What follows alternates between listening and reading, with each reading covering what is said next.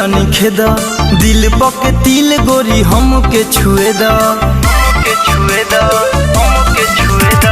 चाहिले करीब आई दूर जनी खेद दिल पके तिल गोरी हमके छुए द जनी दोसर जाति के नाम रटा।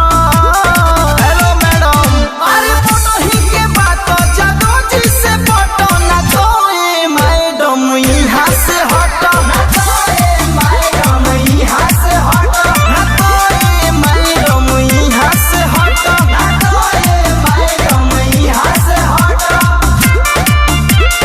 कालिका स्टूडियो आरा।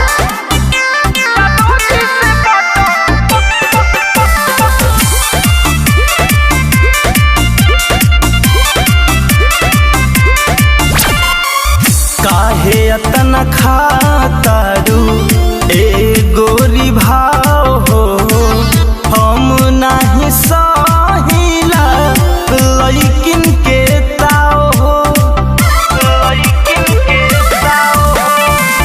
काहे अतना खातारू ए गोरी भाव हो हम नाही सहिला लइकिन के ताव हो जनी मैंने मौका पपलटा। एक्सक्यूज मी, अरे फोटो ही के बात जादू जी से फोटो ना तो ए मैडम यहाँ से हटा ना तो ए मैडम यहाँ से हटा ना तो ए मैडम यहाँ से हटा ना तो ए मैडम यहाँ से हटा। जादू जी से फोटो यहाँ से हटा।